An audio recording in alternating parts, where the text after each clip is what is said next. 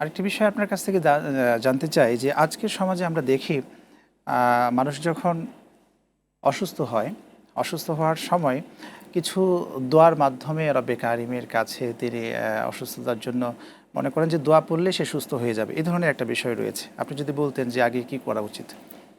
ধন্যবাদ। আমরা অসুস্থ হইলে কিছু দোয়া তো রয়েছে।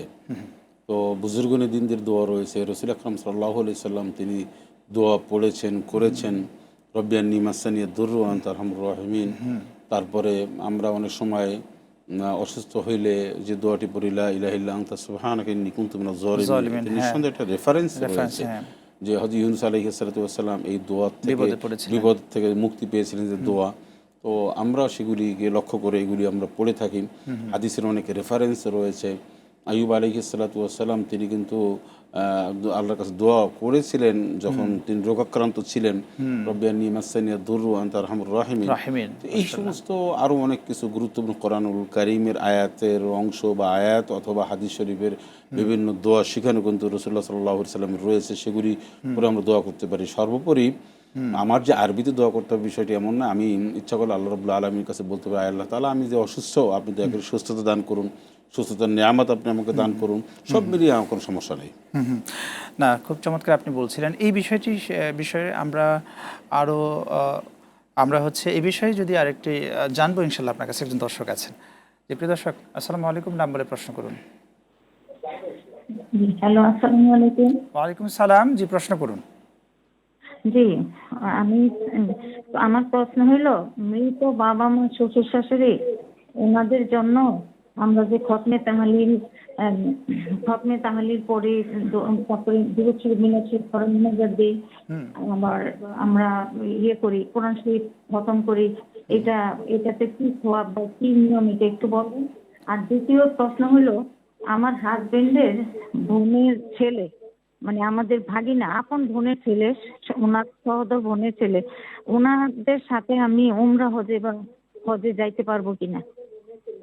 আমাদের সাথে আপনার প্রশ্নের উত্তরে যাব ইনশাল্লাহ। যে প্রথম যে প্রশ্নটি করেছিলেন, না, উনি প্রশ্ন করেছেন ঠিকই যে বিভিন্ন খতমে তাহালিল থেকে শুরু করে আরও অনেক ধরনের আমরা ওই গঞ্জলা রস আছে, তারপরে দোয়া আহাদনামা আছে, বিভিন্ন ওয়াজিফার মধ্যে কিছু দোয়া পাই, যে দোয়াগুলি আসলে এই ওয়াজিফার দোয়া হোক আর যেখানকারই হোক, যদি হাদিসের সহি শুদ্ধ রেফারেন্স না থাকে তো সেক্ষেত্রে আমরা সেগুলো আমল করব না। আর একটা হচ্ছে যে কোরআন কারীম তেলাওয়াত করে দোয়া করানো যায়। এখন মানুষ অসুস্থ, এখন সবাইকে ডেকে বিভিন্ন মাদ্রাসার থেকে এনে ডেকে কোরআন কারীম তেলাওয়াত করাবে, এইটার সিস্টেমটা কিন্তু হাদিস শরীফে নাই। তবে আমরা একটা বরকতান হিসাবে এই কাজটা আমরা করে থাকি, যে কোরআন কারীম তেলাওয়াত করে আল্লাহ পাকের এই অমীয় বাণী, এটা বিনিময়ে আল্লাহ ক্ষমা করে দিই, এটা ঠিক আছে। কিন্তু আমরা এমন কোনো সিস্টেমে যাব না যে সিস্টেমটা ইসলামের মধ্যে নেই বা ইসলাম এটাকে অনুমোদন দেয় না। এক। সেকেন্ড ইস্যু হচ্ছে উনি কার সাথে উমরায় যাবেন। ওকে, দ্বিতীয় প্রশ্নটা ছিল ওমরার বিষয়ে।